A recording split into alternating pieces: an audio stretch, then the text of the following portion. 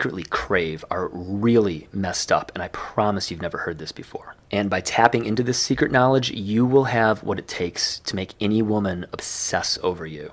In fact, I'm going to give you one of my very best tips in just a moment. You'll use it to figure out if a girl will have sex with you on the first date, and it works every time. See, some girls, they need to have sex early, and if you don't make your move, they get bored and they'll leave you for a more exciting guy. But others need a little more romancing, and if you move too soon, they'll get scared off and leave you for a more respectful guy. So trust me, you need to stick around for this tip. But before we get to that, I need to tell you a story, because if you're a single guy who's frustrated with girls the exact same way that I was for years, then I don't want you making the same embarrassing and expensive mistakes that I did. You see, like most guys, I used to think that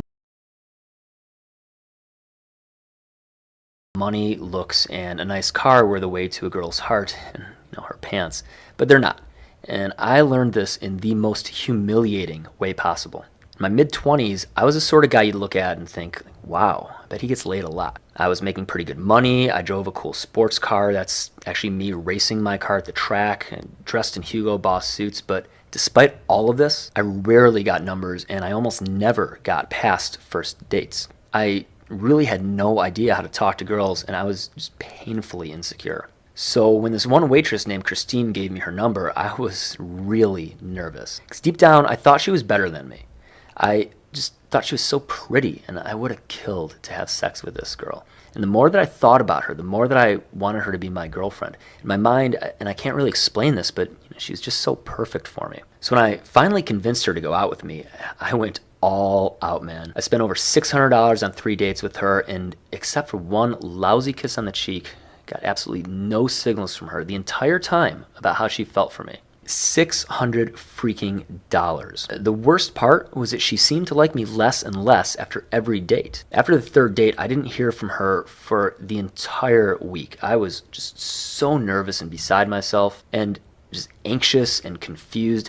I sent her 6 texts. I left her 3 voicemails. I was really hoping to turn things around. And, it's ironic. If I'd only used a sex technique that I'm going to teach you in a minute, none of this would have happened. But anyway, she finally called me, and get this, she told me that she got drunk and she crashed her car. Now, she wasn't hurt, but she did get put under house arrest for the next 2 months. But did I get the hint that she didn't want to see me anymore? Well, heck no. I thought, this is my chance. I could be her knight in shining armor. I can take care of her while she's trapped at home. So I asked her when would be a good time to see her, but she just kind of avoided the question. So, me being persistent and wanting her to be my girlfriend more than ever, I hatched a plan to surprise her 2 days later. I ordered a $50 tray of sushi, a $80 flower arrangement. I even bought her some comfy, sexy pajamas from Victoria's Secret. When I left work that night, I picked up the sushi, and then I sped through rush hour traffic fast as I could to get to her house, because I wanted to arrive a few minutes before the flowers got there. But traffic was worse than usual that day, so as I was pulling up to her curb,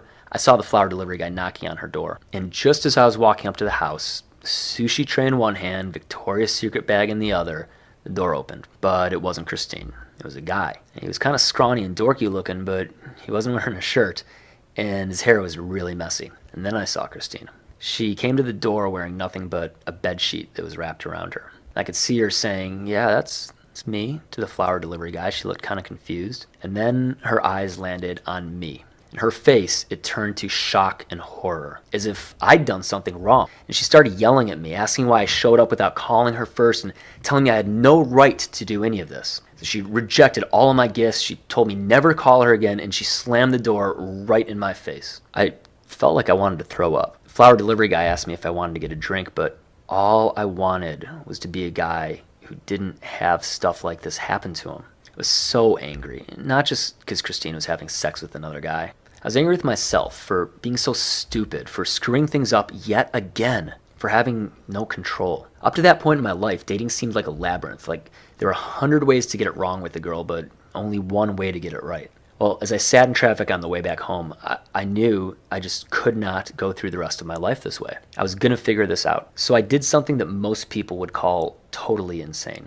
You see, as bad as I was with girls, I thought it was going to take a lot of hard work, a ton of learning to actually land a girl like Christine again. So I left my business, I moved to New York, and I went to work for one of the world's best known pickup artists.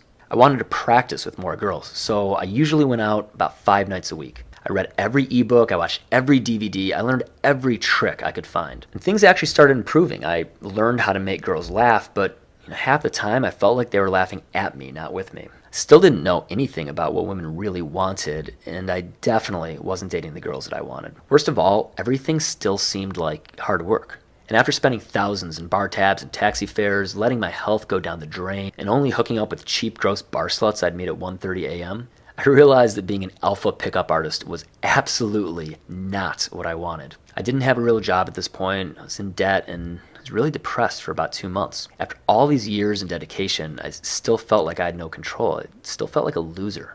I thought about giving up, but I still wanted to date amazing girls. I didn't want to settle for a life of mediocrity. So what was the one thing that changed and put me in the big leagues, dating famous actresses and models, making them my girlfriends at will, getting as much sex as I could take, being interviewed by CNN, Men's Health, and more, and having men around the world line up to pay me thousands of dollars for a weekend of training? Well, it started when I read an article in the Huffington Post about this weird thing called literotica. It's like pornography for the female mind. Think romance novels, but on steroids. Maybe you've heard of that book, 50 Shades of Grey? That's literotica.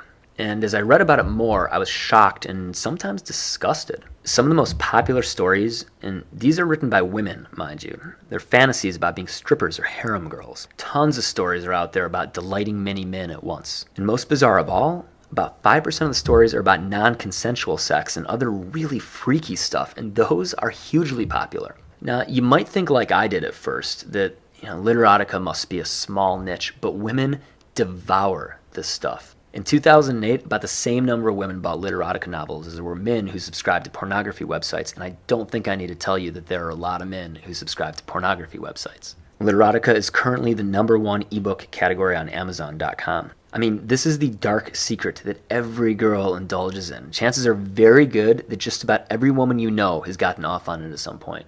And because this stuff is so weird, and because so many women are addicted to it, I began to wonder, what's really going on with the female brain? Because, let's face it, man, if you ask a woman what she wants, she'll tell you she wants a rich guy who can make her laugh, or a sexy Men's Health cover model, or a confident movie star. And that's her social brain doing the talking, the part of her that would never tell someone about her deep, dark desires. But I once had money, and I learned to make girls laugh, and I was still failing miserably. So I knew that it couldn't really be these superficial things that make women want a man. And when I began to study literotica and really understand what the primitive female reptile brain desires, well, a very different picture emerged. I knew I was onto something. I printed out story after story. I bought book after book. My desk looked like I was in a PhD program. I went through every story with a highlighter. I was looking for the stuff that caused women to become attracted and turned on and eventually to fall in love with a man. And man, it was crazy because whether the story was about some badass alpha male or even a scrawny innocent beta who she fell for, the things that led to sex and love were always the same. It seemed like there was an obsession storyline. And when a guy in the stories followed it, it made the women want to sleep with him and compulsively fall in love. So I went a little further. I began to read some scientific research and realized that this obsession story is something that women are born with. They literally pop out of the womb programmed to fall for it. And you have thousands of years of evolution to thank for that one. And that's why literotica is so popular and addictive. Every book that does well, it's pretty simple. It just follows the same obsession story that evolution has hard-coded into a woman's DNA. And what you'll find is that when you're the guy who turns her obsession story into reality, well, she can't help but give herself to you. It's entirely unconscious. She'll tell her friends that it's fate or destiny or something else like that. And it might feel unfair that you're the one in control of the whole process from the moment you meet her until she's your loyal girlfriend.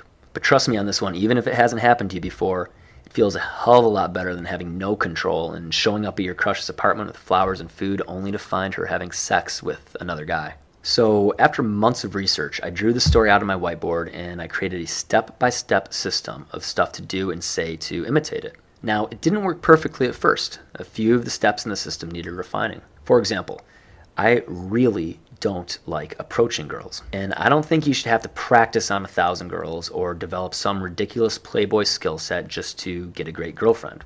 I mean, I'm an introvert by nature, and I sure as heck don't like to get rejected. So I needed something that would allow me to tap into a girl's obsession story without having to spend 5 nights a week in loud, smoky bars. And it took some serious work, but I figured out an amazing social hack that gets girls to approach me. It works so well that out of the 9 long-term girlfriends I've had in my life, 8 of them approached me first. Now, another thing that always frustrated me was how to transition from a number to a date to a relationship. That whole process. It always seemed like a minefield to me, like one wrong move and I would get completely blown up. And I know I'm not alone in feeling this way. Now, it turns out that these land